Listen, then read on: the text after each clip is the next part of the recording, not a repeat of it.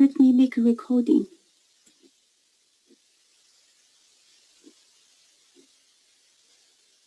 Recording in progress. Okay. For the first part, let's have a look at the learning outcomes after end of this session. So you should know what a Jacobian matrix is and how to compute it, what a Hertfordshire matrix is and how to compute it, how to find the maximum and the minimum using derivatives, and how to find simple indefinite and definite integrals.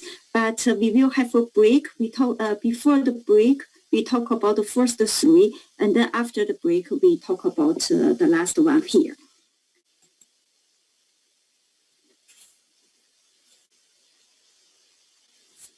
Okay, a little bit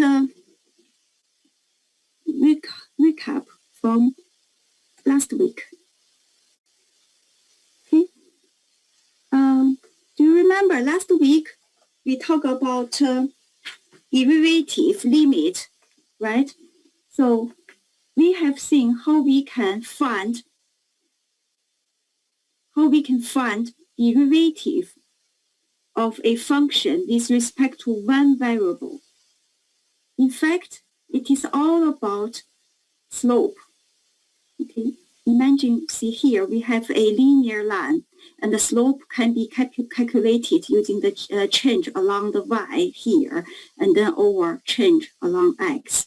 But when we have not a linear line, if we have a polynomial curve, like here, for example, all we can do here is to calculate an average slope.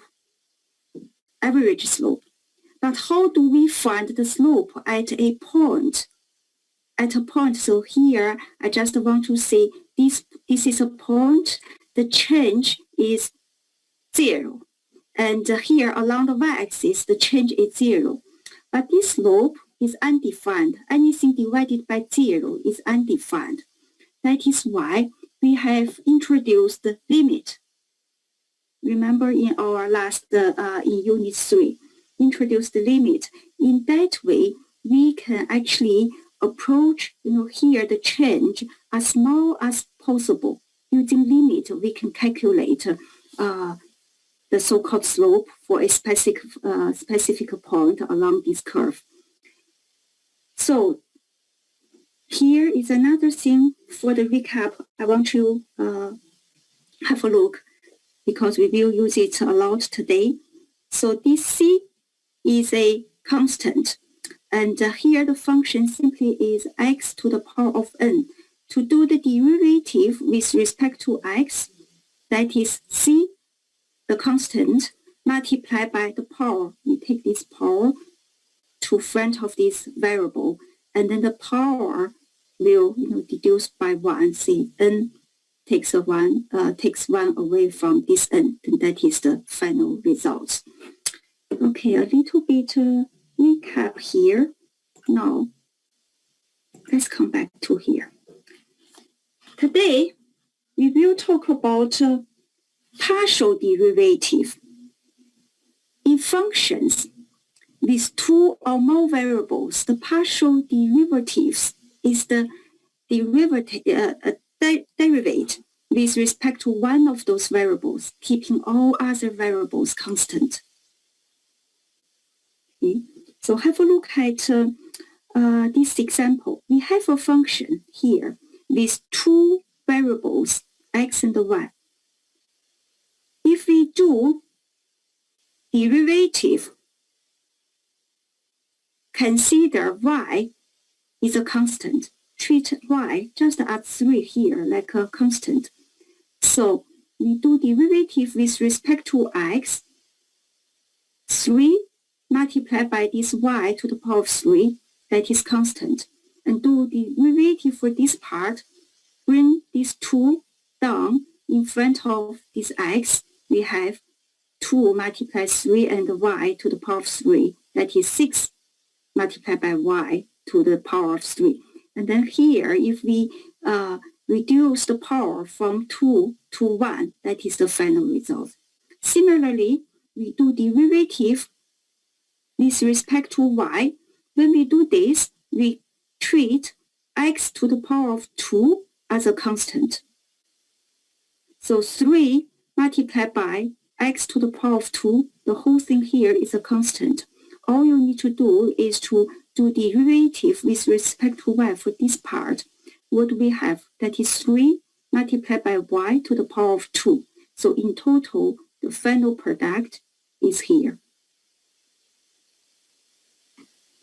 Now, let's have a look at an example to see what does it mean by partial derivative.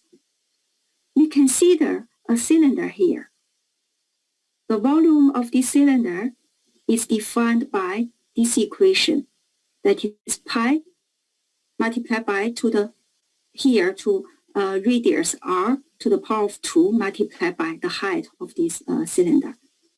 Now, if we do first, partial derivative with respect to r, the radius. So that means we hold h a constant.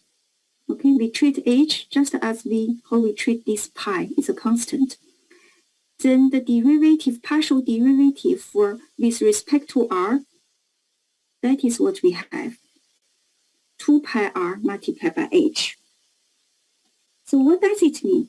It says as only the radius changes by the tiniest amount, the volume changes by this amount.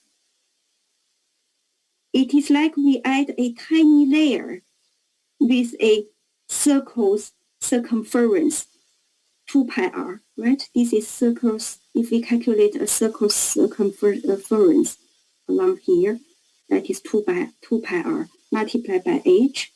That is just imagine we add a tiny layer to this the whole cylinder. Now, on the other hand, if we hold r as a constant and just change this h a tiny little bit on the top, increase the height a little bit. If we do derivative, the whole first 2 terms, we treat it as a constant, we write it down. And then if we do derivative h to itself, it returns us to 1, number 1. So that is the whole result. So what is this? This is pi r to the power of square. This is the area for this circle. So it says as only the height changes by the tiniest amount, the volume changes by this amount. It's like we add the tiniest disk on the top of this cylinder. It's a circle's area. That is what we have. So through this example, I show you the meaning of these partial derivatives. Another one, gradient.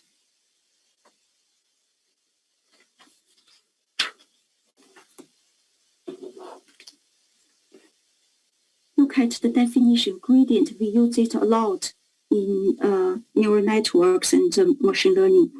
Gradient. Look at the definition here.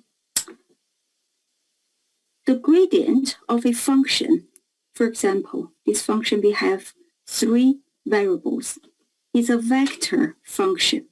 Look at here how we write gradient. So gradient of function can be denoted like this, or you can write it like here. Now for this function, there are 3 variables. So the vector of this gradient vector, inside we have 3 elements. Each element of this vector is a partial derivative with respect to each different variable. So here is a we have a function. In this function, we have 2 variables, x and y. So if we calculate the partial derivative with respect to x, that is the first element, what do we have? We have this part, right, ex. if we calculate the second element with respect to y, what do we have? We have this part, derivative with respect to y, that is 3 multiplied by y to the power of 2.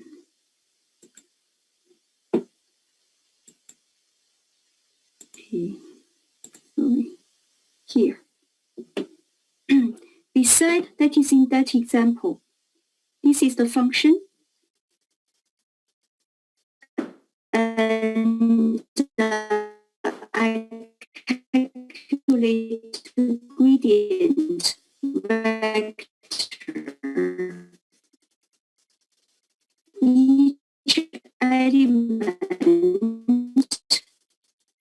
Each element here is a partial derivative with respect to one of these variables.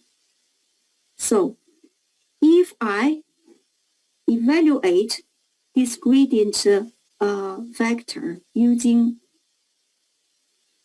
values x equal to 1, y equal to 2, that is what I get. So when x equal to 1, here it returns to me the natural number 2.72. And when y equal to 2, we have 12 here. 2, this is my gradient. In fact, so a gradient is a vector.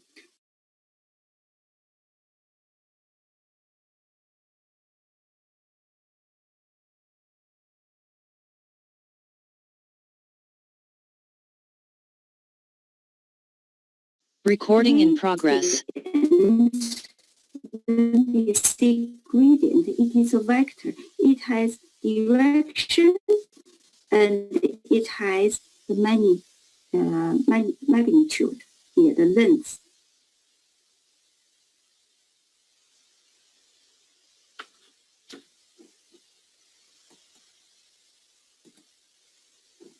Gradient of a function is a vector. Okay, the element of in this gradient vector is a partial derivatives. So this is gradient. Let's have a look at the geometric description of this gradient vector. Here I have another function with two variables. And the gradient vector, that is the first element, is the partial derivative of this function with respect to x. That is how we get 8x. The second element is this function's partial derivative with respect to the second variable. That is how we get 2y here. So the surface defined by this function, you see, as you can see, is an elliptical paraboloid like this. Yes, this is a bowl-shaped surface.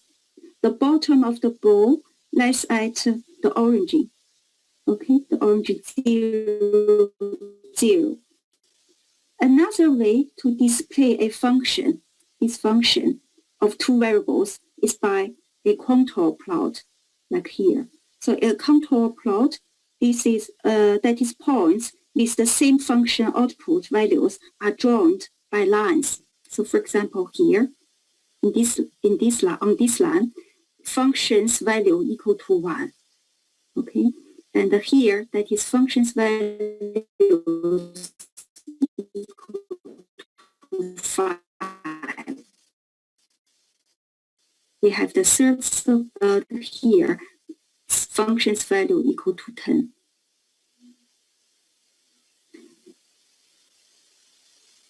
What we have for vectors is plotted at 3 points. For example, let's see here, this one, for example. X equal to 1 and y equal to 1. That is here.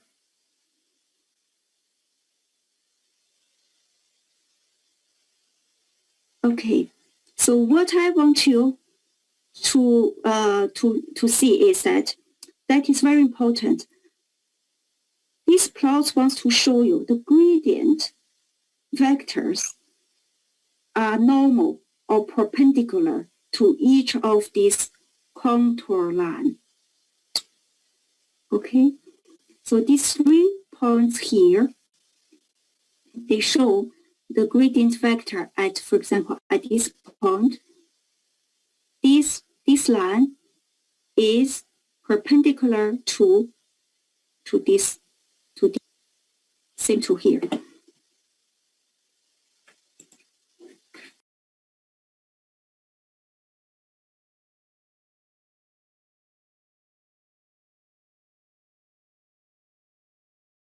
Recording in progress.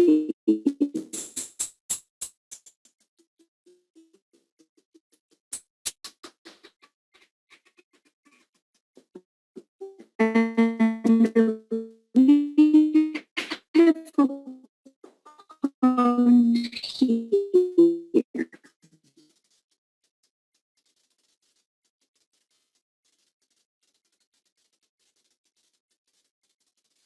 So you imagine you are standing, like, say, this is a mountain or hill, okay?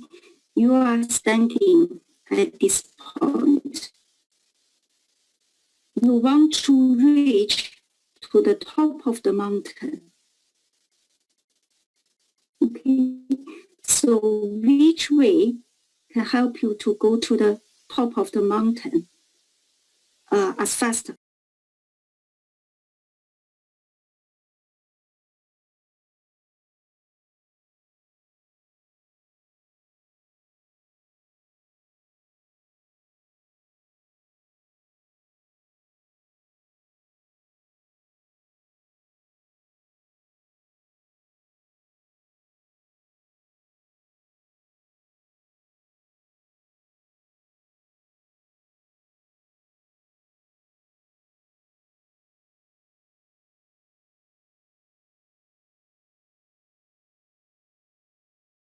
Recording in progress.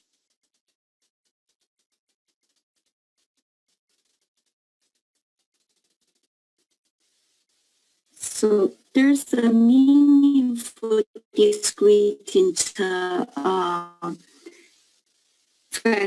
It tells us something about the direction and which direction. Okay, at one point we can draw many different vectors. It points at different directions. A gradient vector points in direction of greatest rate of increase. Now, Jacobian matrix. We will look at 2 important matrices. So Jacobian matrix will be the first one for today. Let's have a look at the definition for Jacobian matrix. A matrix of partial derivatives. So we have n functions, d variables. Okay, previously when we talk about gradient vectors, we talk about only one function. So as you can see here, each row here in this Jacobian matrix is a gradient vector. Okay, and just consider the first row. Every element is a partial derivative with respect to the corresponding variable. So each row is a gradient vector.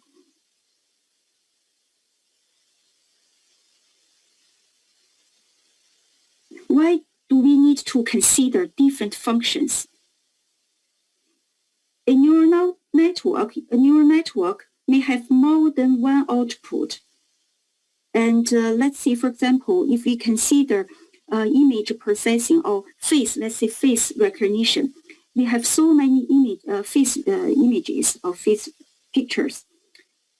Using those images, the output can be the gender, right? Male, female, and the output can be age, Okay, how old senior people or young child.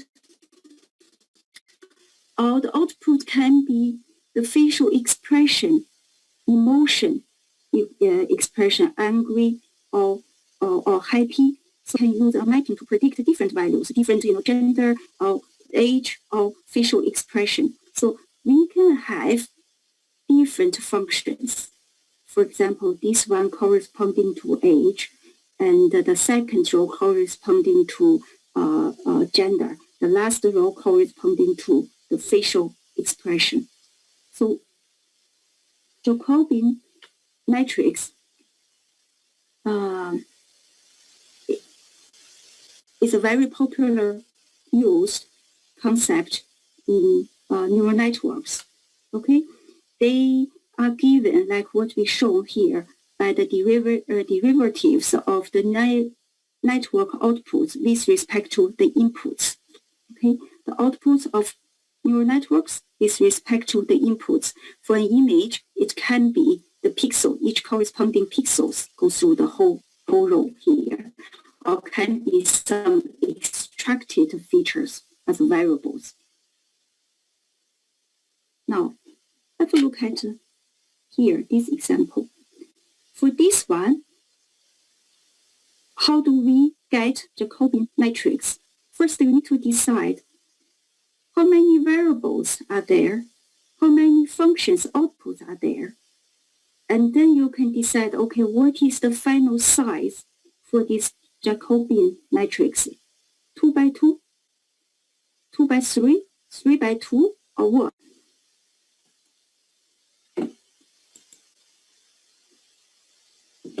So now, we have the exact same example.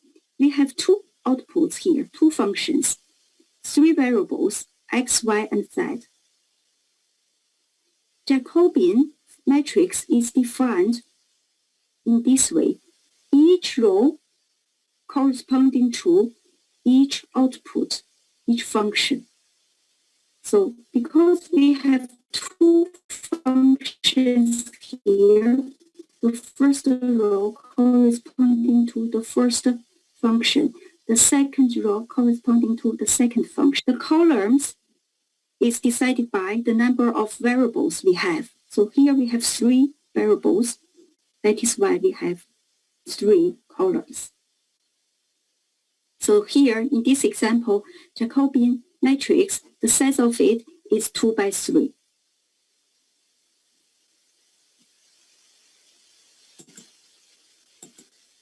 Now, how do we calculate it? From here, each of them is a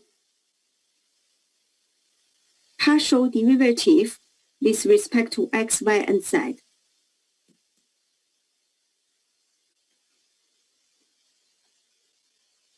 Okay.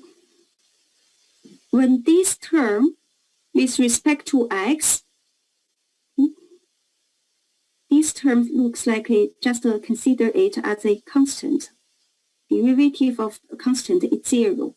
But here, if we hold z as a constant with respect to x for this term, that is what we have, 6 multiplied by z. Okay. Similarly to each term here, we get partial derivative. Let's do one more for here, this one. The first function with respect to z. Right? This is the third column with respect to the third variable z. Now look at the first term. We treat x as a constant, just as we consider 6. So 6x is a constant. And if we do derivative with respect to z itself, it is 1.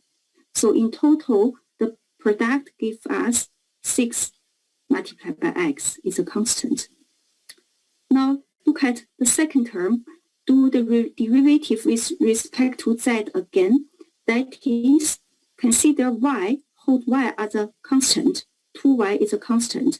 And then we bring this 2 power to the front of this z, and make this power lower, -1. So that is here the final results. That is the first matrix about the gradient we introduced today. How to use this Jacobian matrix? Here we give you some links for you to see how this can be used in real life application. So do spend some time, have a look at them. The second one, Hertfordshire matrix. Remember, in Unit 3, you have learned the second-order derivative of a function. And in one of the slides, I remember I put a figure there to show on the graph of a function, the second derivative corresponds to the curvature of the graph. Okay. A Hertfordshire matrix of the function, now we consider only one function, is a square matrix of second partial derivatives of this function.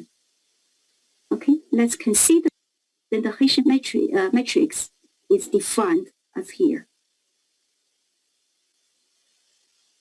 So each of the elements here is a second partial derivative of function.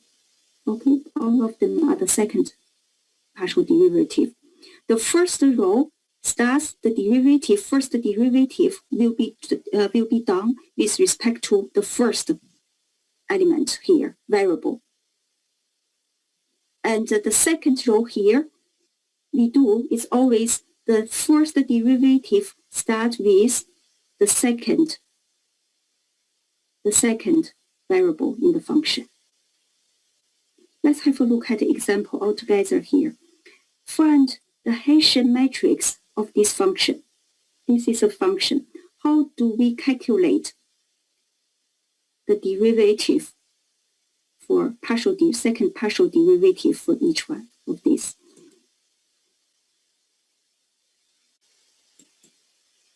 Let's have a look at it together. Here is a function, it's the function in that example. Always start with, of course, the first derivative. Partial derivative, let's do it with the first variable with respect to yx first. Okay, so have a look at the first term. When we do the partial derivative with x, we treat y as a constant. And for this part, x to the power of 3, we copy this power in front of x, and then the order here will be reduced from 3 to 2 minus 1. So in total, that is the result for the first term here. Now for the second term here, if we do partial derivative again with respect to x, we treat y to the power of 2, similarly to here, is a constant. Derivative with respect to x to itself is 1. So here is the result. First partial derivative with respect to x.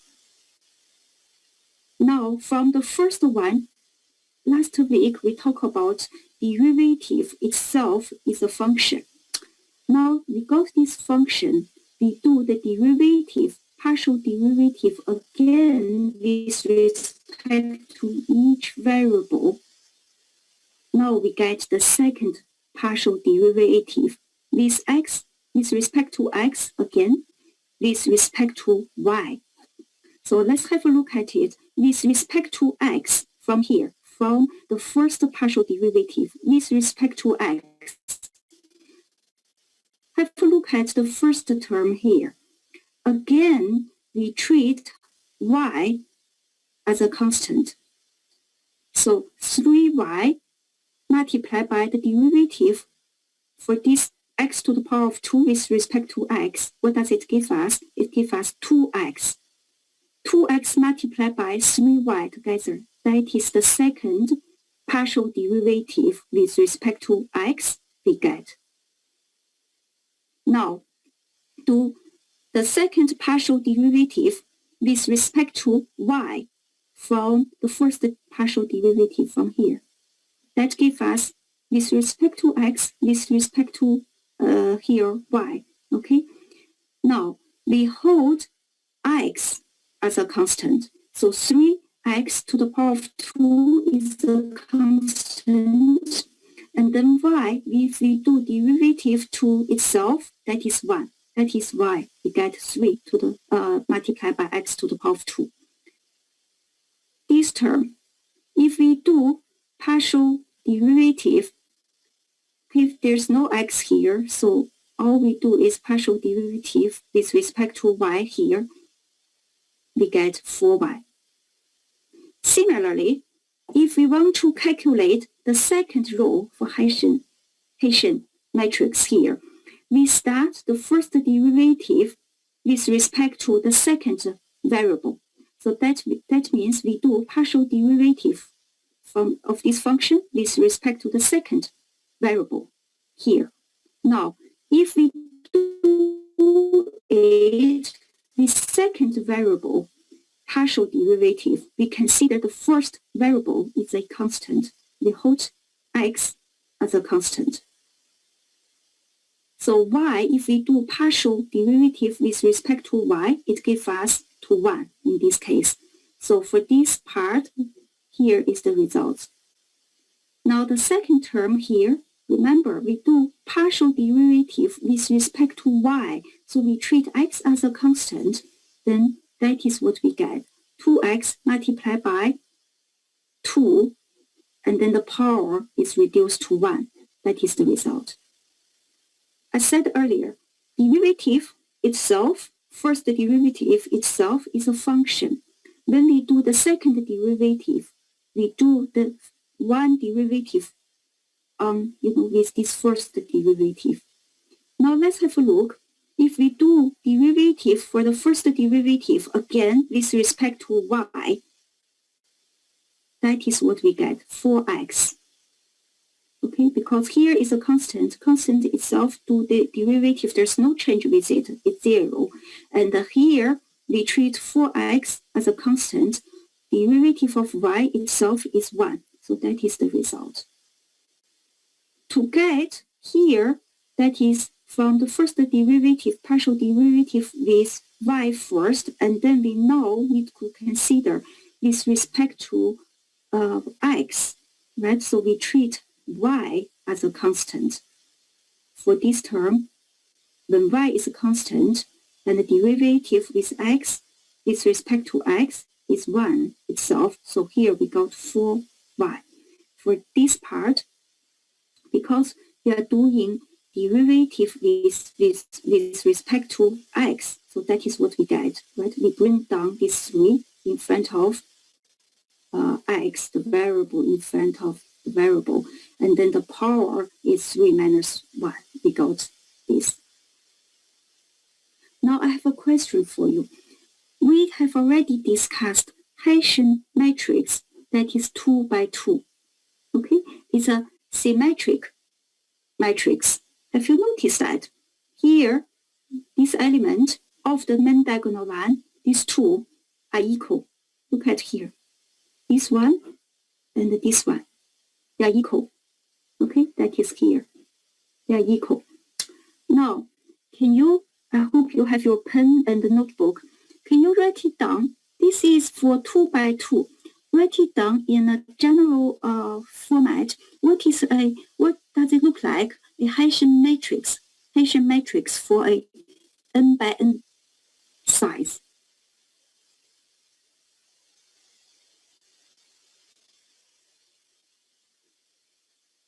Any idea?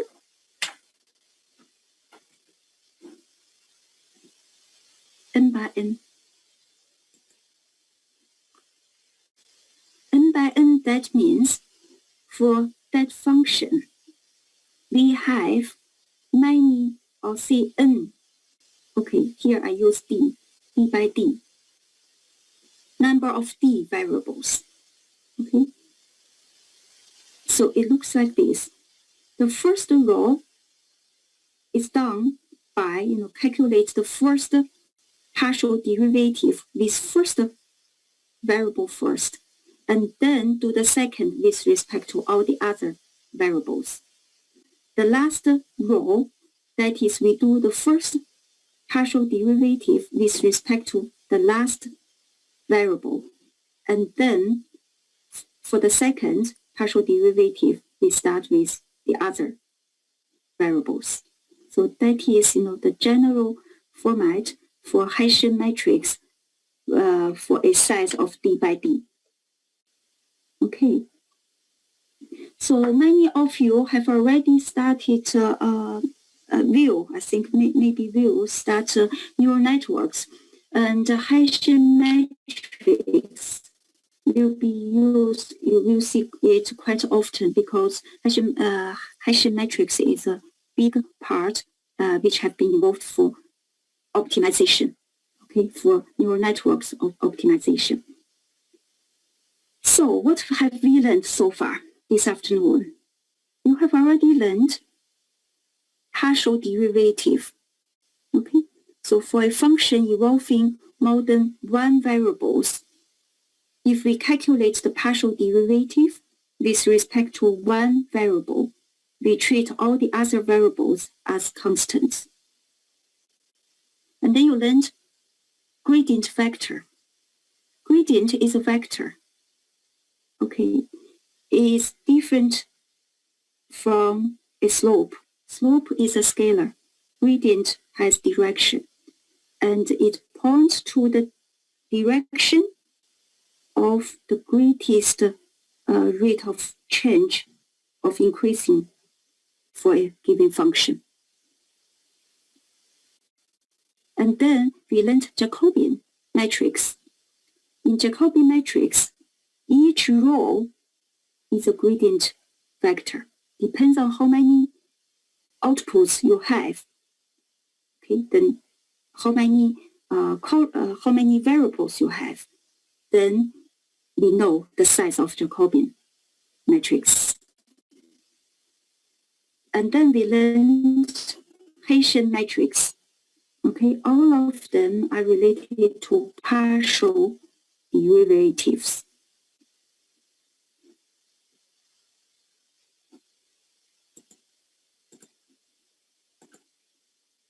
Let's have a look at here. Gradient-based optimization. Why do we need this? This is so important topic behind many optimization algorithms in data science, machine learning. So, because we have just learned gradient, let's read here. Gradient descent. This Friday, we will spend the whole session, 1 hour session, focus on gradient descent algorithm. And let's have a look at this sentence here. Gradient descent, reducing function by moving x in small steps with the opposite sign of the derivative. What does it mean? Let's have a look at this figure carefully. So we have a function, denoted in this blue dashed line. This function, if we have a look at legend here, is defined by here, half multiplied by x to the power of 2. This is the function. We want to find the minimum value for this function. Now this green line, this solid green line, this green line is the first derivative of this function. It gives us x. Okay, to understand this sentence, let's have a look at this area first. So the origin is here, 0, 0, here. Okay, now if we focus on this part, that is when x has negative value, this part. Okay, what does it tell us? For this part, our first derivative, this function, is always negative. Okay, it returns as negative value because first derivative equal to x, negative value. Our aim is to find the minimum value for this function. As we can see, the minimum value is here. Okay. Now we are looking for the relation from the direction on this curve, which way we should go to this gradient value here. As we can just see, gradients value are negative, since we just consider here. If we are here at some point here on this function, if we want to go to the minimum value, that is the direction we should move our x to, right? So our x should move from a negative, say for example, minus 0.5 to this direction, to x equal to 0, to this direction. So this direction is the positive direction, we call it. Okay, so when we have a negative value of derivative, we actually, if we want to find the minimum value, we need to move our x value to the positive direction. On the other hand, let's now have a look at this area. This time, our first derivative has positive values because we are now in 0, greater than 0, between 0 and 2. If we are here on this function, at a point on this function, we want to move to the minimum value here. Say, for example, we want to move from x equal to 0.5 to here, to this direction. This time, we move to the negative direction. Okay, so when first derivative is greater than 0, our moving for x, okay, this variable is to the negative direction. That is what it meant by this sentence. Reducing, if we want to reducing these function values, we have to move x in a small steps with opposite sign of the derivative. So I hope you have it's clear now for you. But I also want to emphasize here, small steps. Why not a bigger step so that we can go to the 0, this minimum value faster? The point is sometimes if you go faster, bigger steps. So for example, from here, negative 0.1, rather than go a small step, you jumped to this size, say for example to the positive 1.5, then you missed minimum value here. What you don't want to do is, you jumped from this side to this side, but you don't reach the minimum. So that is why small steps here is also very important. We will emphasize this again on Friday's lecture. Gradient-based optimization. Before we continue, we need to consider critical points. Look at here, minimum value, maximum value for a given function, and the saddle point. These three different situations here, these 3 points here are all called critical points. Critical points. Okay. So the aim is for us, given a function here, the blue solid line define a function. We find either the minimum value or maybe for some cases find the local maximum value. Okay, we have minimum, local minimum and the global minimum. So here can be called a local minimum. Okay, here is a global, maybe global here looks like more global minimal value. How do we find this? So here, this part shows the principle. When a function's first derivative slope is 0 at a given variable x, and the second derivative at x is when the second derivative is less than 0, we know this is a local maximum. Greater than 0, then we know it's a local minimum. Equal to 0, then we need to redo, find other ways to find the maximum and the minimum. So what does it mean here? Basically, this is just what I mentioned earlier. I prefer to show you this slide first. This slide shows you the general idea we just mentioned. To find why we need to consider the first derivative and the second derivative. Let's have a look at here. We are given a polynomial function here. As you can see, for this function, we have local maximum, local minimum. We said earlier, to get the maximum and the minimum, we need to calculate the first derivative. Here, this plot shows the first derivative of this function. Okay, the top plot here shows the function itself. The second one here, the middle one, shows the first derivative. As you can see, the local maximum value has the first derivative equal to 0. Similarly, the local minimum has the first derivative corresponding to here. Again, the first derivative is 0. Okay, now let's look at the bottom plot here. The panel here shows the second derivative of this function. That is, do the derivative one more time from here, or we call it the second. Have a look at the second derivative. For the local minimum here, it has greater than 0, a positive value. On the other hand, for the local maximum here, the second derivative for this point here corresponding to a negative value, a negative value for the second derivative.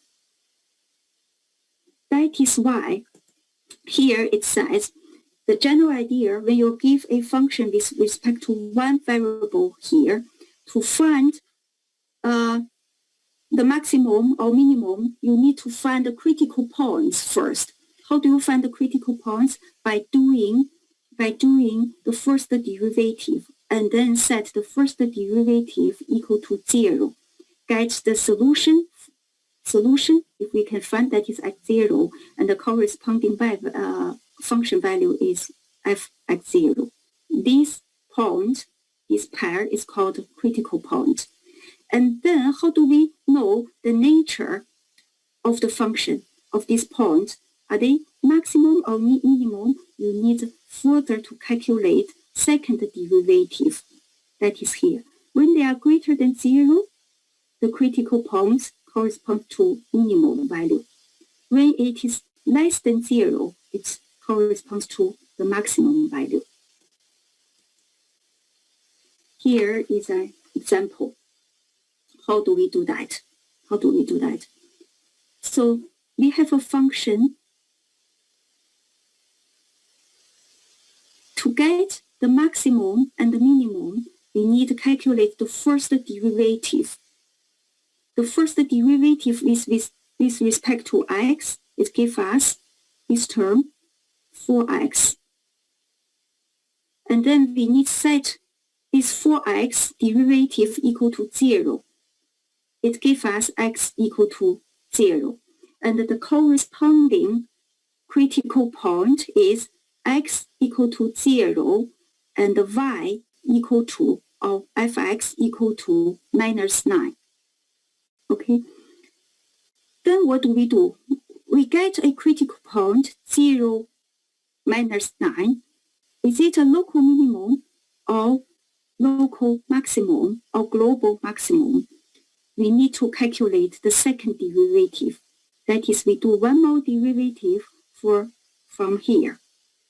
Okay, this gives us, if we derivative with respect to x for this part, it returns us 4. 4 is greater than 0, that is why, okay, when this is greater than 0, we know, okay, we found when it's greater than 0 for the second derivative, it's corresponding to a local minimum. Okay, that is for this part. Recording stopped. Let's have a 5 minutes break and then we come back again for integral.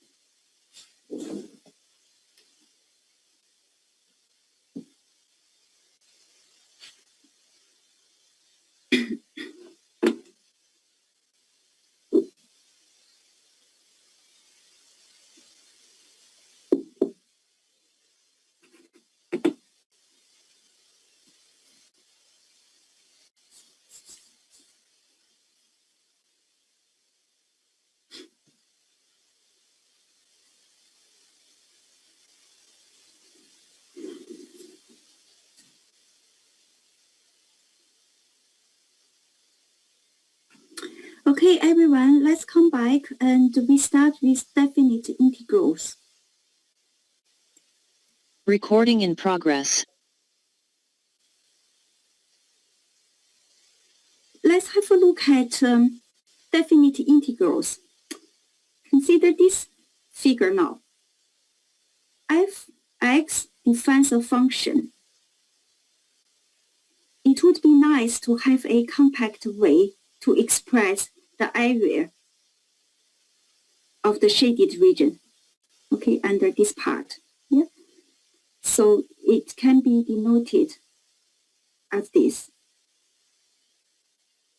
This is a definite integral. It reads as the integral from a to b of fx with respect to x. Okay. So the expression fx here is called the integrand, and it tells you what the curved part looks like. The a and the b tells you where the two vertical lines go and are called the limits of integration or the endpoints of integration. And dx tells us here, this part tells us that x is the variable on the horizontal axis. Okay.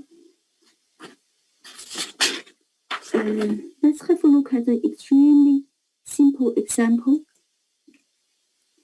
I had a quick look at the message you left in the chat box. Some of you asked, for example, what is x value equal to 1 and y equal to 2 for the example I gave about a gradient vector.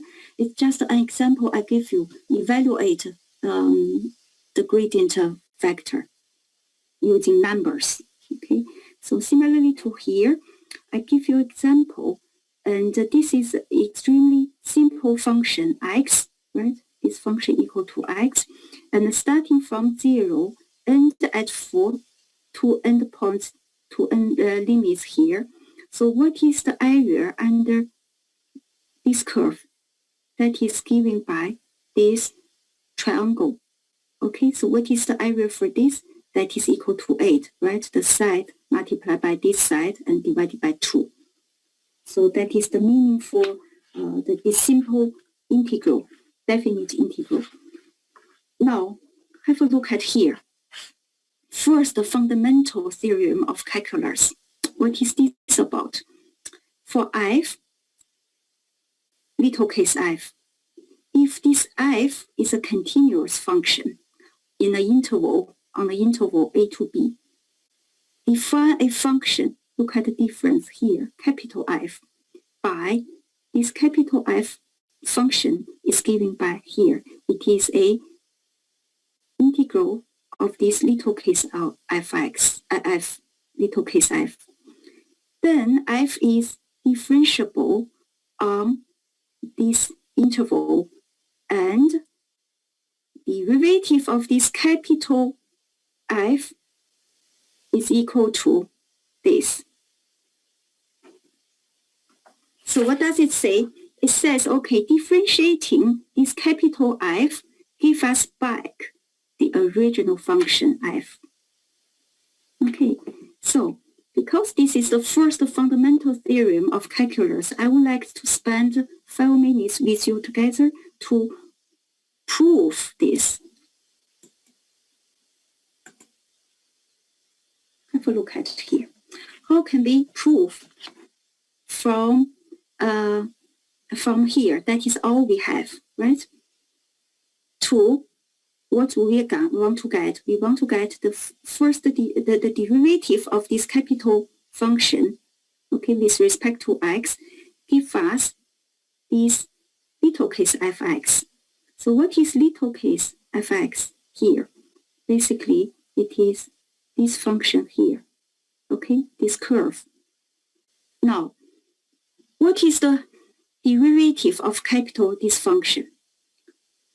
It can be defined, yes, like this, we know, by definition. Now let's have a look at the figures here. We have a curve. This curve is defined by this function, ft. So we just learned this capital fx is the area under this curve. Yes? Because we can change this x value, so that is why we get, this area here is can change with respect to this x, is a function. Now, if I increase this x from x to x plus h, okay, so the whole area here ends at x plus h, give us the area that is capital F using this function, but this time x is x plus h. Okay, so two figures here. Each of them shows the area under the curve, okay, but with respect to x, with a different ending point. One stop at x, one stop at x plus h. Now have a look at this part.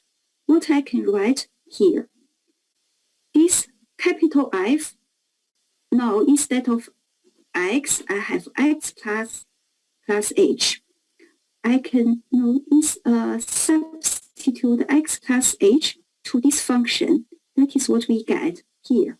All changes is here, the ending point here. Now if I rewrite it, by looking at this figure, I know this fx plus h is the sum of fx here, right? Plus the little part is here. So fx can be rewritten like here, right? That is what we have here. And then this part corresponds to just this part, this area, this small area. Looks like a rectangle, but it's not, because we here, okay, this part. So if we write it, this f for the variable x plus h, what do we have? We have f, capital F, x plus this part. Rearrange it. If we remove this fx to the left-hand side of this equation, equal sign, that is what we have. So it says the whole area minus this part, it gives us this part. This part, the small part, basically is here. I take, just a close look. That is this part to here. That is here. Okay. So now, what we need to do is, let's approximate this part. The point is, I said we remove x from x to x plus h. This h can be very, very small. Okay, x is not equal to x plus h, but can be very, very, very close to this x plus h. So that means h can be very, very small. And here, when it's small enough, we get a rectangle. We approximate this area by applying rectangle area equation. That is, okay, the fx can be considered as a flat line. Yes, and then multiply by h. Okay, h is this part, the width, and the fx is the height for this rectangle.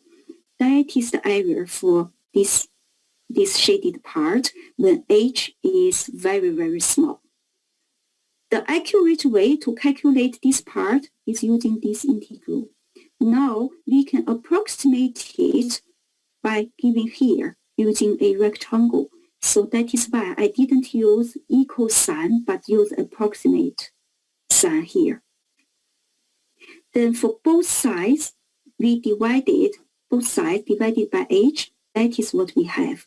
So fx, little case fx, that is the function here, not equal to, approximately equal to this part. Now, do you remember what we have already learned from last week's? We learned limit. When h approach 0, that is what we have, the definition. here we use approximate sign. To make it equal, we can use limit, okay, to make it equal. Now, what is this part? This part is the derivative definition. Remember? So derivative of this capital Fx. So by this way, we can prove derivative of this Fx, capital Fx, give us back the original function.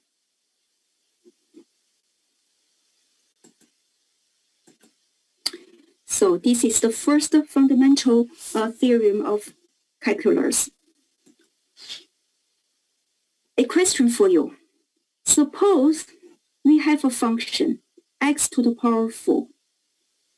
According to what we have learned just now, derivative of capital Fx equal to this original function.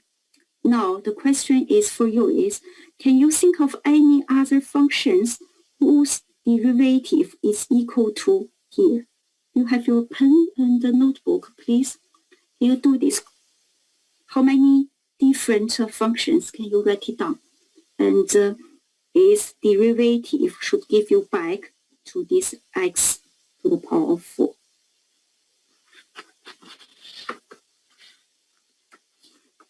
Can you think of any?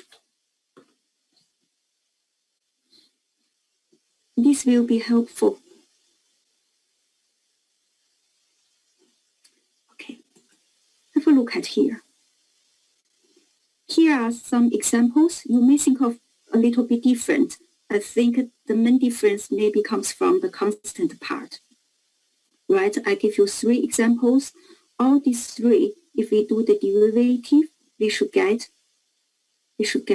this x to the power 4. Right? If we apply for this rule, so we bring this 5 in front of this x, the variable, and the power, we should have 5 minus 1 to 4. Then both numerator and the denominator have 5, we can cancel them. So that is why we got this.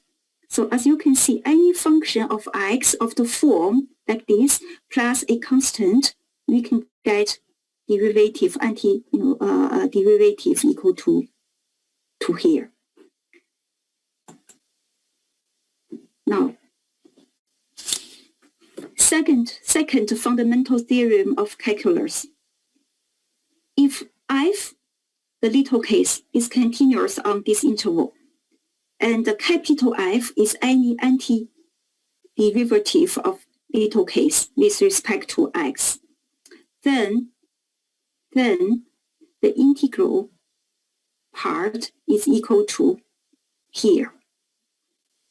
So what does it mean? Let's have a look at another example. So here, that is my little case f, the original function. We calculate the integral, okay? It gives us this format. Yes, this result. Now, a equal to 0, b equal to 2.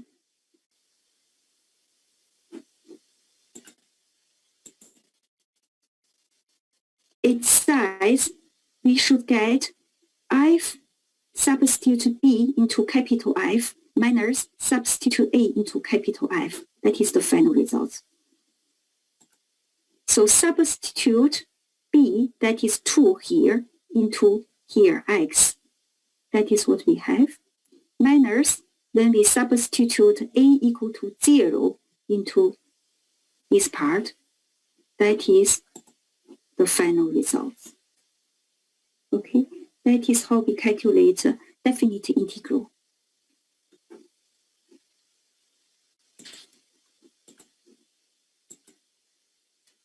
Indefinite integrals. Can you see the difference? A definite integral, you see, like we see it earlier, we have the endpoint limits here. But for indefinite integral, we don't have them. For definite integral, like we have already did in this example, it returns us back a single number. But for indefinite integral, it is a family of functions, just like what we have already seen here. Because whenever if you change different value for this c, you get a different function. So it is a family of functions. That is the difference between these two. Two simple properties of integrals.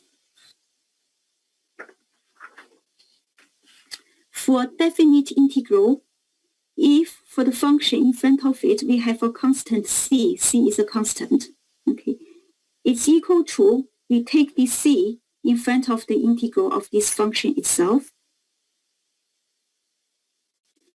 When we do the integral for the sum of two functions, we can do them separately and then add up them together. That is the second properties. Similarly, to indefinite integral, it is the same format, but this time again it's a family of functions. So that means when you get the result, you always add a constant at the end.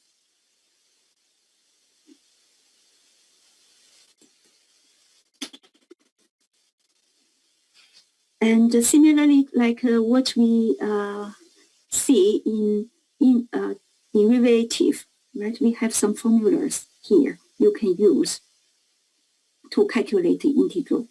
Let's see, for example, here, if we are given a function 6 multiplied by x to the power of 2, which one we can use from here?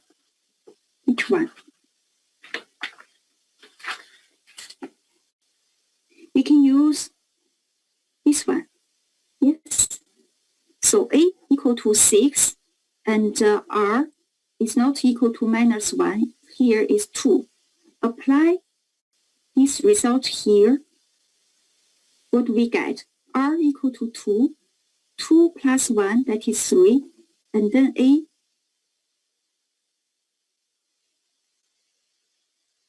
that is, I think I made mistake here.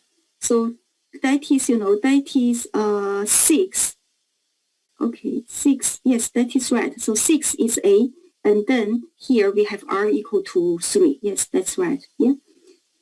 Remember, in the test, many students made mistake. I just want to emphasize one more time. This is indefinite integral. So indefinite integral returns us back a family of functions. What does it mean? Here is a constant. Okay, for different constant, we may get a different function. Yeah. So here, don't forget to add a constant at the end. Now, your turn. I give you 1 minute. You have pen, you have your notebook, and then write it down, your solution for these 4 questions, and then we do it together.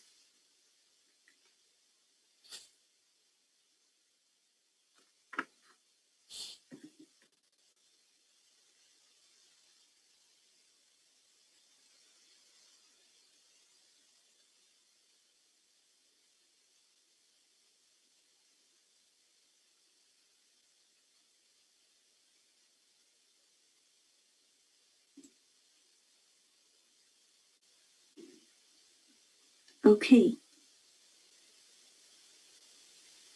Let's have a look at results together, or do it together. I know some of you, this is completely new to you, so let's have a look at it together.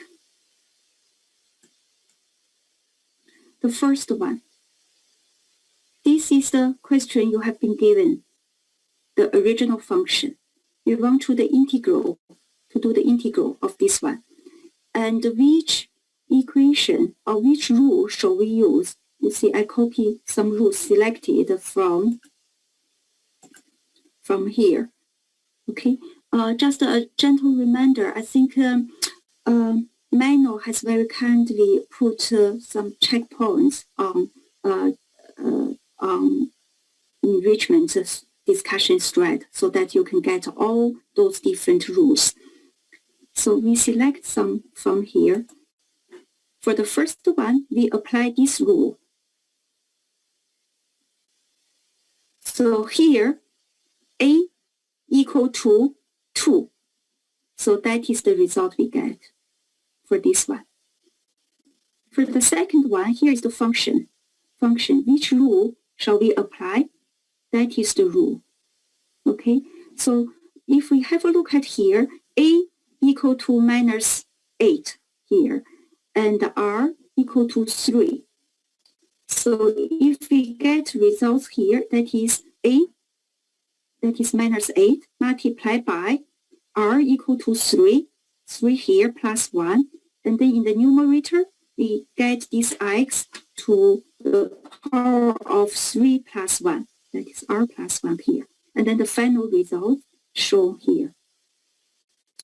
The third one, we simply apply for the rules here, that is x to the power of minus 1, that is basically just 1 over x, okay? And because for the log, right, the ix should be positive value, so that's why we have absolute here. The last one, look at the difference here. The last one from the first three calculate indefinite integral. The last one is a definite integral. Okay, we have end points here. Now, this time, the variable is theta. We can do it using one of those two properties. To calculate the sum, we calculate them separately and then add up together. So have a look at the first part. This one, we can use this rule here. So R equal to 1. Okay, in this case, the power of here is 1. 1 plus 1 is 2. And then A is equal to 1. The coefficient in front of here is simply 1. So that is what we get for the first term. And then we write it down. The endpoint A is 0 and B is 2 pi over 3. Now the second part that is here, we use this rule, and A is equal to 1. Here, cosine an angle give us sine of it because A is 1. So what we get is just the sine for here. Okay, and then all you need to do is just substitute 3 pi over 3 into here minus substitute 0 into here, get this term, get this one. Now do the second part, substitute pi over 3 into here. So sine of this is just the root square 3 over 2, right? And then minus, then we substitute A equal to 0 into here, sine 0 is 0. So that is the final result. Okay, although we just talk about 20 minutes about integral, it is quite a lot, I understand, for some of you. So let's have another 5 minutes break, and then we come back, finish today's session. We will focus on optimization with constraints. Okay, just 5 minutes.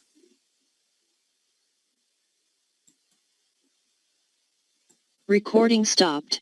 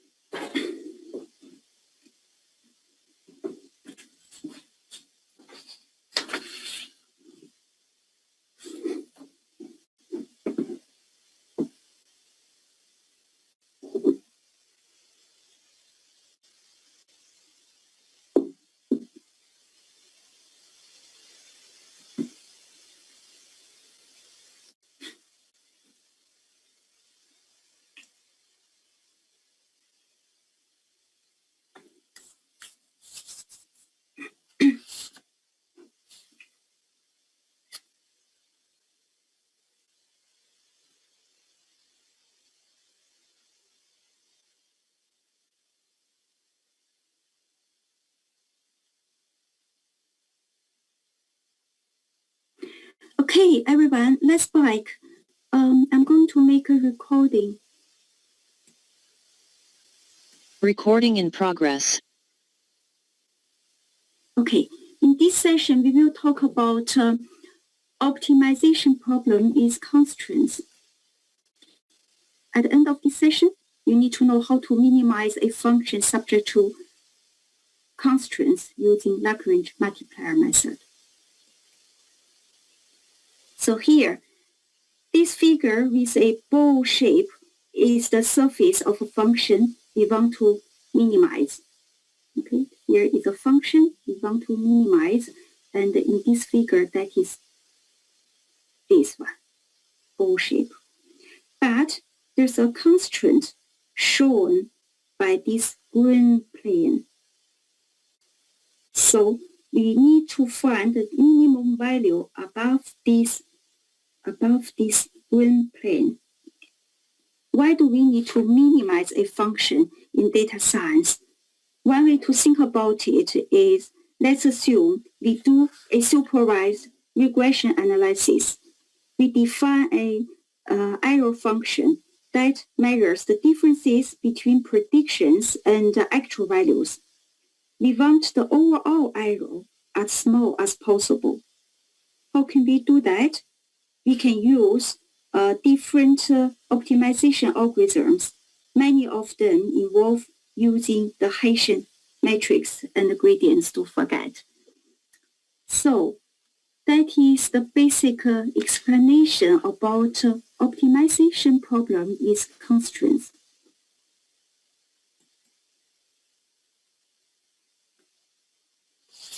Look at here. This time, for this again, this is called objective function or error function or cost function. You may see there's many different names, depends on the applications. Subject to a constraint, but this time, for this constraint, this I, you see we have an index. So it says we can have more than one constraint of functions. We can have more constraint functions. Lagrange multiplier method. What is this about? So Lagrange found that the minimum of a objective function of under the certain constraint is obtained when the gradients point in the same direction. Mathematically, it is written like this. So gradient of this objective function, the function we want to minimize, okay, but under a constraint, the gradient of this constraint function, they should be equal by, introduce a multiplier here.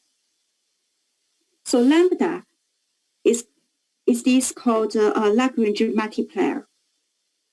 Even if the two gradient vectors point in the same direction, they might not have the same length.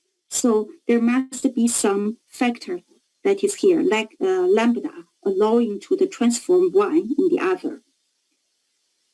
This formula, okay, please note, this formula doesn't require the gradients to have the same direction, but only to be parallel. It is because it can be used to find both minimum or maximum. Okay, let's have a look at the explanation for this.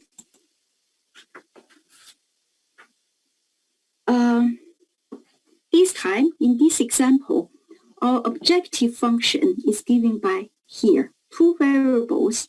Okay, we want to minimize this function subject to one constraint that is here, is given by this plane. Okay, so this function, if we draw it in a so-called 3D image, it looks like this. Okay, and here, these are what is this? We saw this in the previous session, that is contour plot. Remember, when we talked about gradient descent reducing function by moving variables in small steps with the opposite sign of the derivative. Remember that? Okay, so what does it tell us? Here, this one, this contour plot of the function, of this function, okay, we want to, that is contour plot for this function we want to minimize. Here, this one, this plot is contour plot for x plus y equal to c. Okay, c can be any constant, but this line here is especially for here, x plus y minus c equal to 0, corresponding to here, only this line. There are many parallel lines here, contour lines. They are corresponding to different c value. Now, this one is a very interesting one. In this graph, we plot the line, that is this line, constraint on the top of the objective function, contour function. Okay, and then some gradient vectors of the objective function are drawn in black. We draw 3 gradient vectors. Do you remember what is the gradient vector? So gradient vector for each element of that vector is a partial derivative with respect to one of these variables. So for example, gradient vector for the first element for this function is 2x. The second element for this function is 2y. Okay, how did we get these 3 points? Some of you asked in the chat box before. So I can say, what is the x value here? It's about 0.2, maybe, yes, roughly about, and then here 0.7. Then I can substitute x equal to 0.2 and then y equal to 0.7 into the gradient vector, that is 2x, 2y, right? Get this gradient vector. Similarly, I can get x and y value for this gradient vector, substitute x and y value into 2x, 2y, and then get gradient for this one, and then also to this black pointer here for this one. Okay, so the point is we impose this line on the top of this contour plot. That is what we get. And on this plot, we draw 3 gradient vectors for objective function using black color. And then for 3 from the same data points here, we draw another 3 gradient vector for constraint function here. And the point is here, only one pair. Okay, they point in the same direction. In this case, that is here. That is here. So what Lagrange found back to here is that, okay, he found that the minimum under the constraint is obtained when their gradients point in the same direction. Okay, so when they point to here, it implies we found the minimum value for this function under this constraint.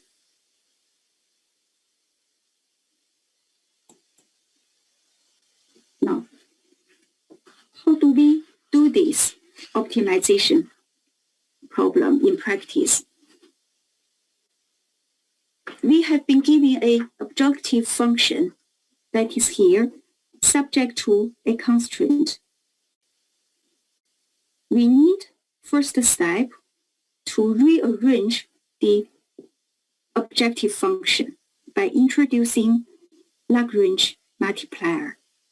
So now what do we have? For this function, we have it's equal to the original objective function minus this Lagrange multiplier multiplied by the constraint. The second step, we calculate what is this. This is gradient vectors, right, for this function with respect to each of here variables x, y, and including lambda. And then what does it mean? What does it tell us? It tells us when this gradient equal to 0, we get the gradient for this part minus this part equal to 0. It just says this part is equal to this part. And first says this here again. Okay, in this way, we can find two gradients. They point to the same direction, and then we can find the minimum value. That is the idea behind it. So in practice, when you are giving a function with respect to some variables here, and then under subject to a constraint, you need to rewrite objective function by introducing Lagrange multiplier and then calculate gradient for this new objective function. And then, get here. Now let's have a look at an example altogether. So what do we have here? Objective function here. And the constraint is here.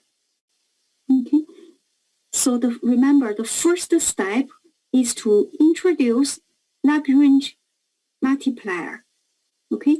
We write the original function here minus lambda, that is the Lagrange multiplier, by this constraint function. That is a new objective function. We want to find the gradients. The gradients now includes each element is a partial derivative with respect to each of these variables. And then each of them need to be set to 0. Okay, so I give you half minutes. Write down your answer on your notebook. Given here, what is the first derivative with respect to x? What is the partial derivative with respect to y? Partial derivative with respect to lambda.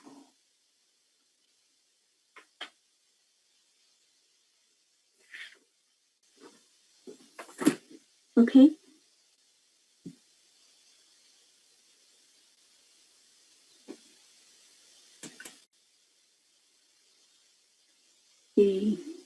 Okay. Let's have a look at here first. So what is the first partial derivative with respect to x? When we consider here with respect to x, we treat y and the lambda as constant, right? So any term we have x is 4x to the power of 2 minus lambda x. So if we do partial derivative with respect to x, what we have here is 8x, right? We take this 2 down in front of this x. 2 multiplied by 4 is 8x minus lambda. So we said 8x minus lambda equal to 0. Now, for the same function, we do partial derivative with respect to y. And we treat x and the lambda this time as constants. So what are those terms we need to consider? We need to consider y to the power of x to the power of 2. We don't need to consider this part anymore because here is constant. And the relation from this term to here is not multiplication, it is add. So So the constant, if we do derivative, it is 0. So that is why we need to consider y to the power of 2 minus lambda multiplied by y. So what do we have? So for here, we have, if we do derivative, we have 2y for this term minus lambda. We set 2y minus lambda equal to 0. Finally, we do partial derivative with respect to lambda this time. That means for this function, we need to treat both x and y as constants. Okay, so we only consider this part equal to 0. The derivative with respect to lambda equal to 0. So what do we have? Consider here as a constant. So what we get is minus the whole thing inside these round brackets. That is the result for this part. We need to set it to equal to 0. So here, that is 3 equations we got from partial derivatives.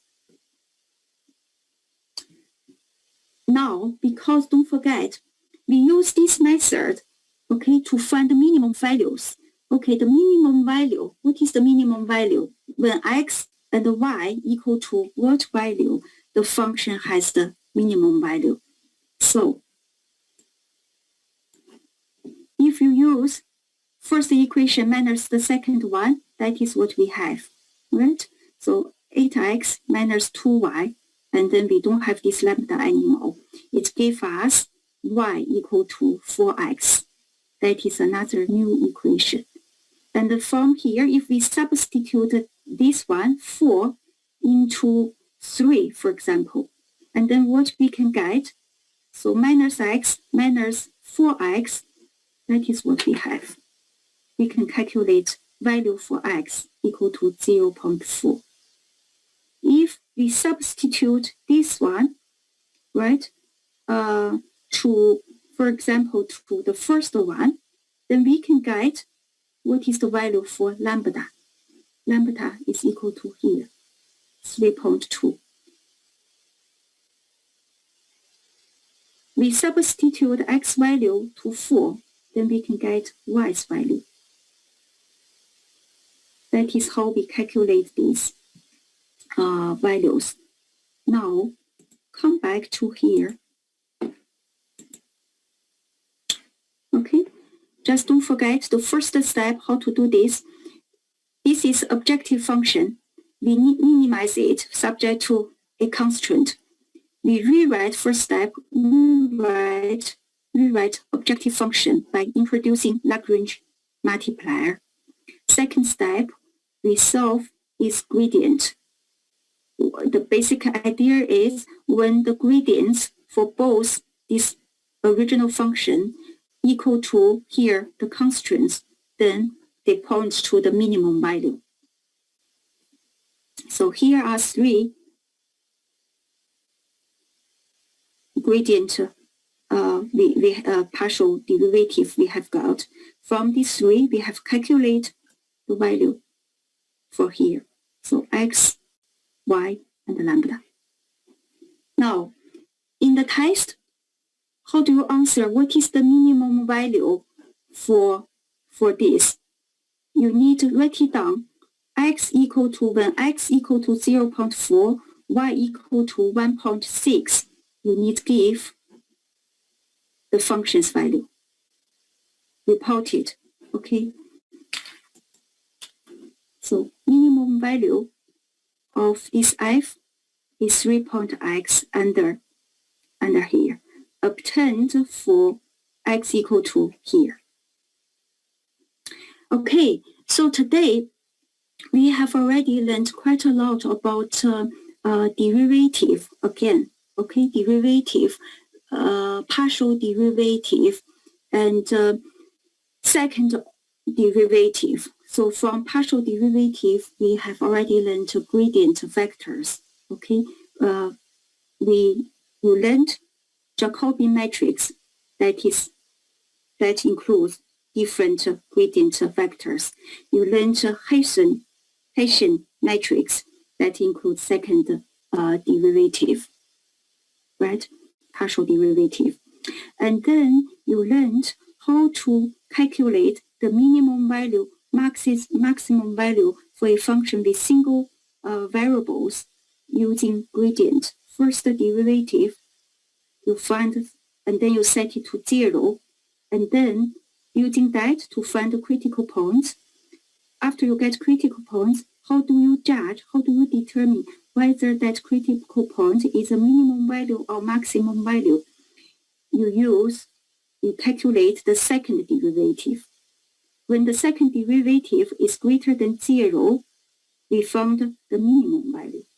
When the second gradient, second derivative is less than 0, then you find the maximum value.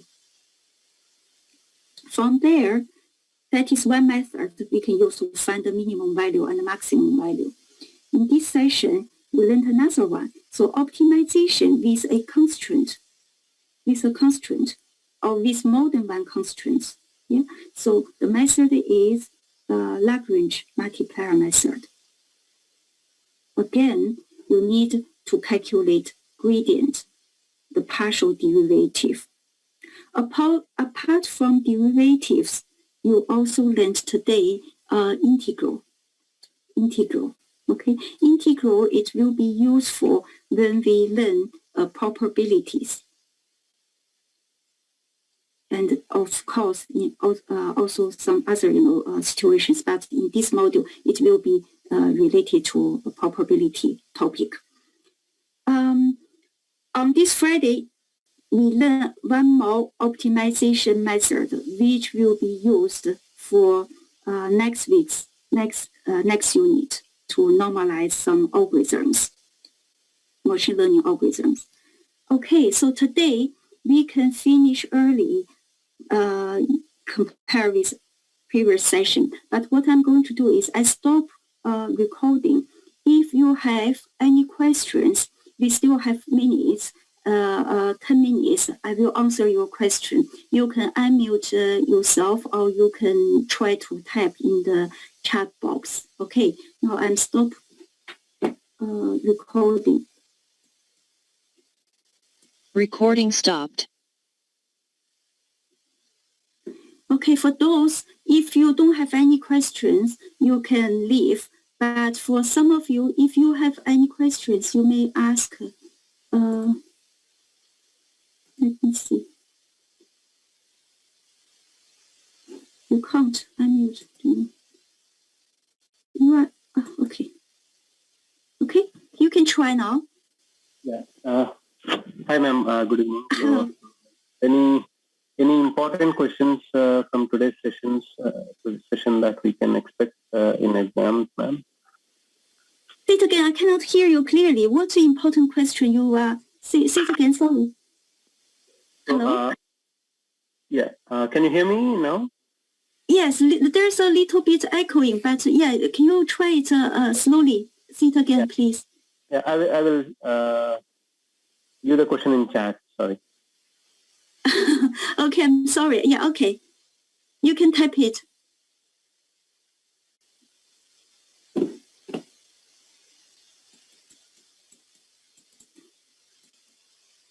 Anyone?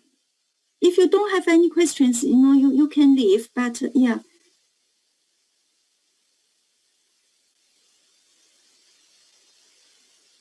Thank you, madam.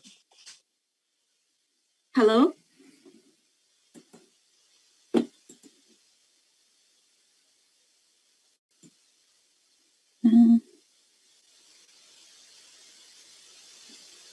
Okay, Unit 3 on this Wednesday. On this Wednesday, when tutorial finish, we will put Unit 3 answer online.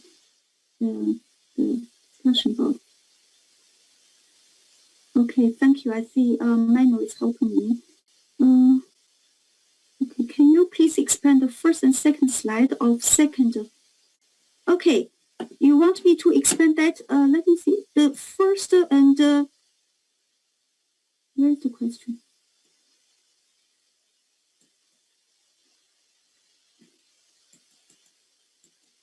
Yes, I can. Second fundamental theorem of calculus.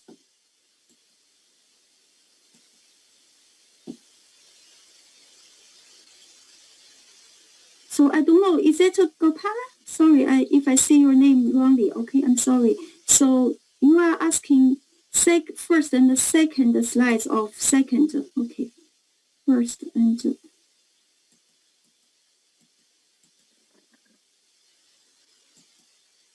So which one are you talking about? Are you talking about this is the second fundamental theorem? Is this the one? Yes. Okay. Yes. Okay. So do you want me to show you that slides? Maybe here. What I meant is here. What I meant is here. Okay, let me write it down maybe for you.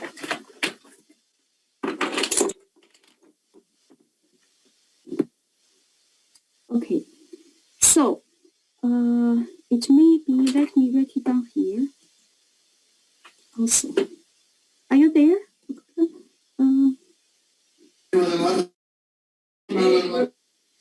So here, sorry. Okay. So what I want to write it down, basically, I want to make exactly the same format just so that I won't confuse you, is that here if we have something like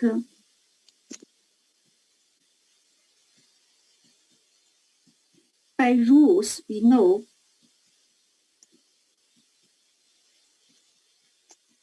yeah, is it clear for this one? This is the rule, okay? We are going to apply. So for this part, if we have a function like, integral like this gives us here, this is our value. So we have 4 plus 1 x, and then here, because a, this is 1, right?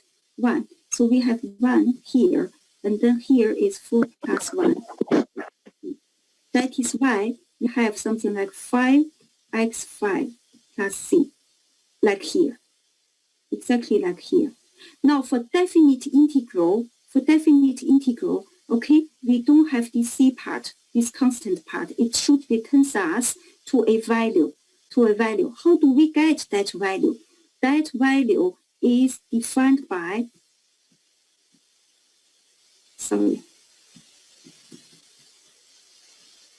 So in this case, that means here, b is always equal to here. This is our b. Here is our a. Now we know what is f. F is this part. It's our result from indefinite integral from here, this part, result c. Okay, so now we know the shape of this capital function f, and we know what is b and what is a. So what we need to do is simply, the shape of function is here, substitute b value is 2 to the power of 5, minus this function here, the same shape, right? At this time, we substitute a into here. That is 0. That is exactly what we have here. And then what is this? 5. Here, this part is 32 minus 0. That is the final result. So back to this slide.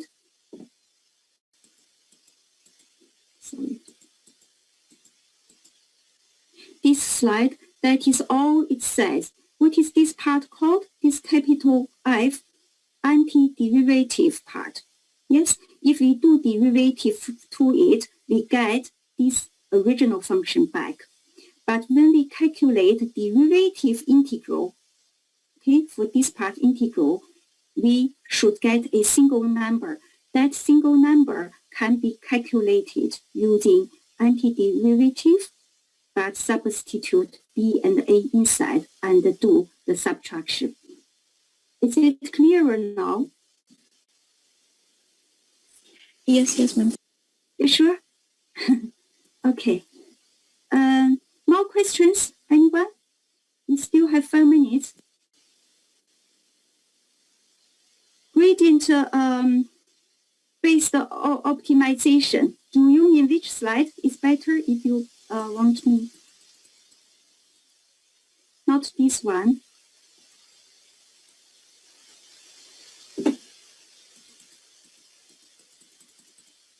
Do you mean here? So which slide is better if you, yes, so which slide? This one or the procedure, this one? This is slide 14, 15. 14, 15 or 11? Which one? 14th, okay, thank you. 14th. 14th is just the procedure. Okay, so for a function with one single variable, how do you find the critical minimum value or maximum value? You always follow the same procedure. That is, first, you identify the critical points. How do you do that? First step, you calculate first the derivative of this function with respect to the variable. Okay, so the first step, calculate that, and then set the first derivative equal to 0. In this way, you can find the critical points. And then the second step, after you get critical points, how do you decide whether it is the minimum value or maximum value? You calculate the second derivative. When it is greater than 0, it is minimum value. When it is less than 0, it is maximum value. So it may be better. We have this function here. We do it together. Let's see.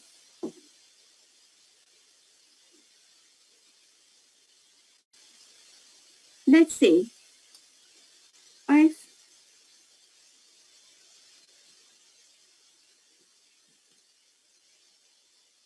that is our function.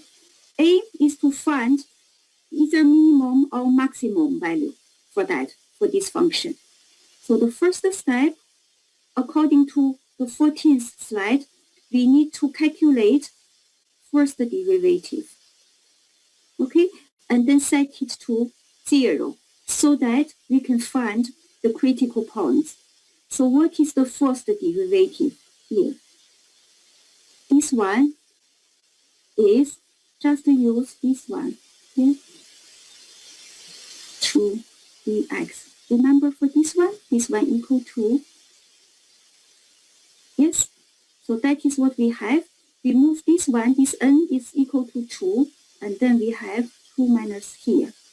This one is 4x, yes? So that is the first step. First derivative, set it equal to 0 so that we can get x equal to 0. When x equal to 0, we substitute this x back to this function. What do we have? We have 0 minus 9, that is the function equal to minus 9. So the critical point is 0 minus 9. This is the first step. By setting this part, calculate first the derivative, set it to 0, finding the critical point. The second step, according to the slide 14, we calculate the second derivative so that we know this critical point, this is our critical point, so that we know is this maximum or minimum. How do we know that? We calculate the second derivative. This time, the second derivative basically is we do derivative for the first derivative, right? So now, if we do the first derivative, we do one more derivative based on the first derivative. This one gives us, using the same equation, it gives us 4 is the constant. This time, what is the power? Power is 1. 1 multiplied by 1 here, and then multiplied by x to the power of 1 minus 1 is 0. This gives us, becomes 1, right? This gives us 4. Now, the second derivative equal to 4. This is greater than 0, right? So what did we say here? Based on, here it says, if the second derivative, okay, given the critical point here, okay, because the difference here is that our second derivative is a constant. Doesn't matter which, it's a constant. We don't have that variable here. It's greater than 0. So based on here, it said, if that is greater than 0, we get minimum value. On the other hand, when it is less than 0, we get maximum. So for here, it tells us it is greater than 0. The critical point, 0 minus 9, returns us to a minimum value. Okay? As y, if you ask me why we have to follow here, to make things simpler, we show you just a general figure to show you why. This is a general function. And when we have minimum value is maximum value, they are called critical points. Their corresponding first derivative are equal to 0. But when we look at the second derivative for them, okay, when we have a minimum value here, the corresponding second derivative is greater than 0. When we have maximum value here, the corresponding second derivative is less than 0. So that is why, how we did this question. And I hope now it is a little bit clearer. Okay, lovely. Lovely. Maybe one more question. Just one more, Mohammed, you have a question. See, Hessian matrix, last term, derivative expense. Mohammed, let me show you. Mohammed, are you still there?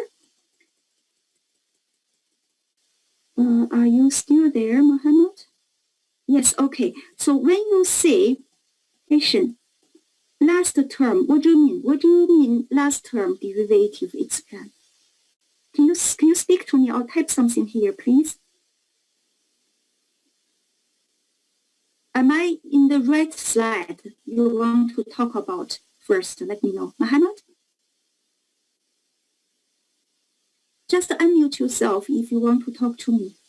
I think you can, yeah, you can unmute you. So Mohammed, which part you are not, is not clear for you?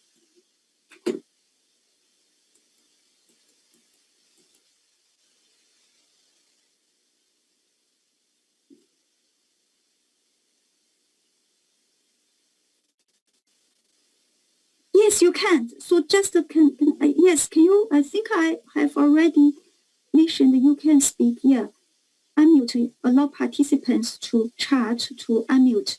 Yeah, H22, for example. Oh, do you want me to talk about that example again? How to calculate this one? Is it what you're saying? H21. Okay, the last row. How do we calculate it? Is that what you mean? Okay, let me show you that example. Okay, again. Exactly. Okay, good. Let me show you the example. This one. Okay, so the second row. How do we calculate it? You see, Hessian matrix. Each of them is a second derivative. Okay, from second, you need to calculate the first. Okay, so that's why when giving a function here, we calculate the partial derivative, first partial derivative for each corresponding vector here. First, because Mohammed, is that you? I want to see. Okay, so we calculate partial derivative with respect to the first variable and with respect to the second variable. These are my, let me make it clear.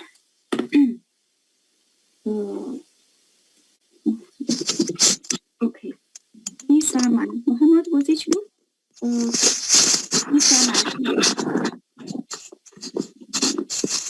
Okay. To calculate the second derivative, you calculate the first one with respect to each variable here first. Now, to get the second row here, it is, okay, you need to calculate now the second derivative based on which one? Okay, this one or this one? For the second row, we start the second variable first. Okay, that is why you look at here. This one, we start, this is our second derivative, second variable in this function. Okay, so after we get the first derivative with respect to the second variable, we do, okay, when we do the second derivative, we consider this the first variable. That is the second row here, the second row here, they are calculated from here. And the first row here, they are calculated from here. Now, based on here, the second row, okay, the first one is from here with respect to the first variable. Okay, that is here, the first variable. Okay, because this time we do derivative based on this function.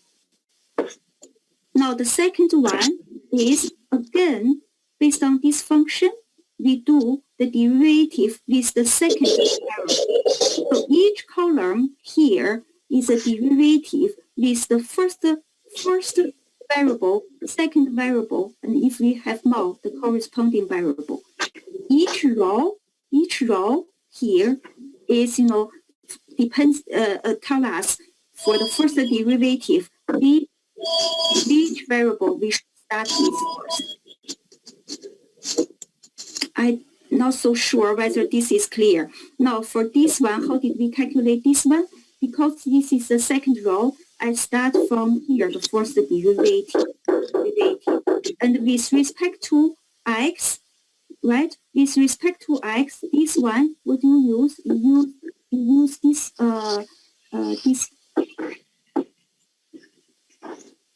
one again. No, it's this one again. So that is why you bring this 3 in front of x, and then here we take 1 away from this 3. That is called x with respect to x. For this term, with respect to x, we treat y and 4 as constants. That is why we have here. That is why we got here. And for this one here, that is with respect to the second variable. That is, from here. That is from here with respect to y, how we get here. I'm not so sure whether... Not clear. Okay, excellent. Can you, okay, really the last one, okay. So can you explain optimization problem is constraints graph? Which graph are you talking about? Let me see. Which one? Okay. Nagesh? Is it Nagesh? Which graph? Are you talking about this one?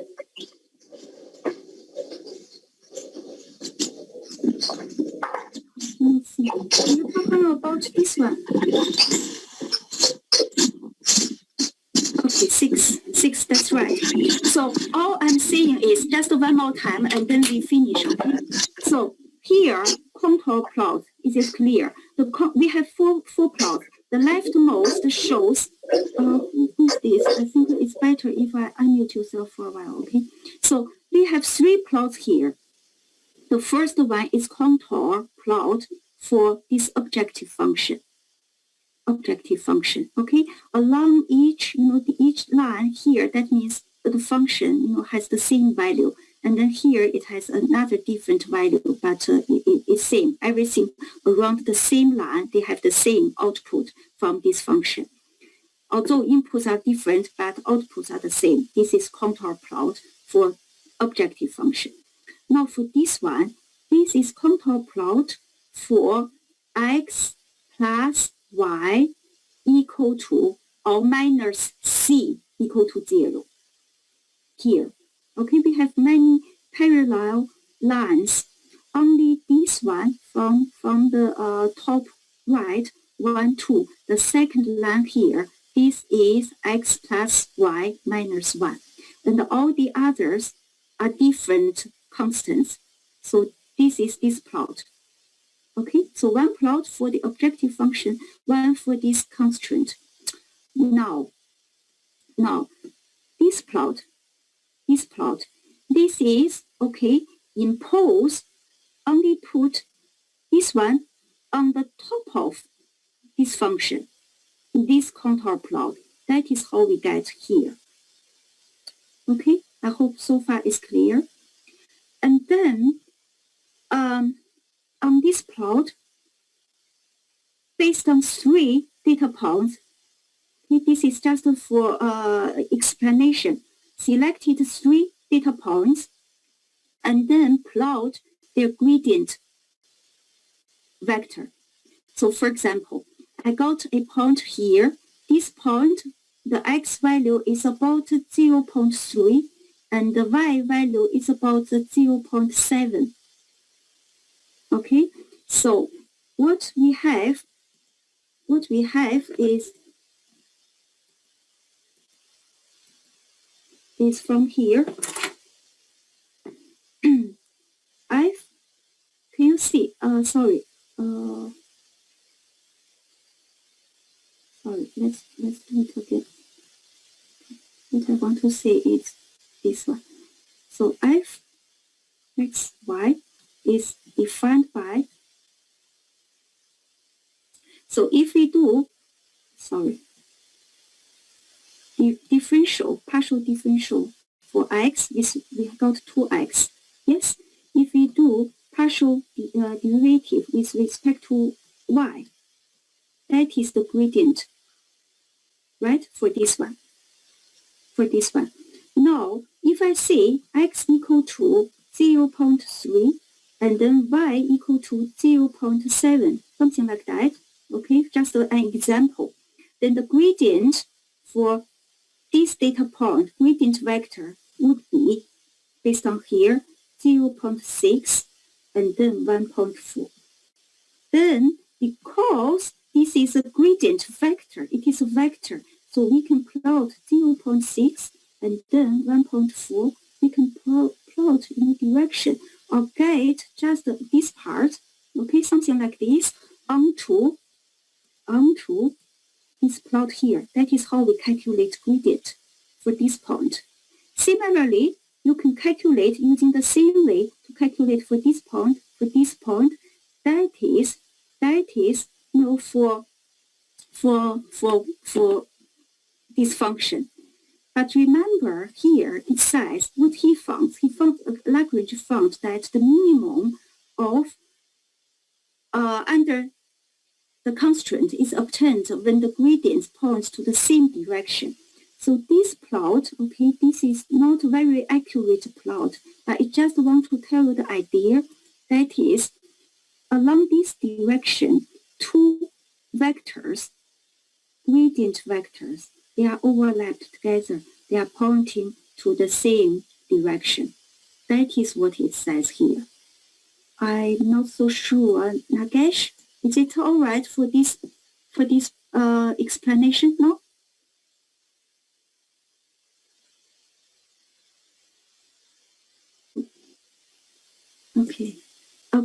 Okay, everyone. So that's it for today. Please, if you have more questions, do come to our drop-in session. And our tutor, Mano, did a great job for putting very helpful information and other tutors tools on discussion. So do ask your questions there and also come to our drop-in session. And everyone has a very good evening. Goodbye.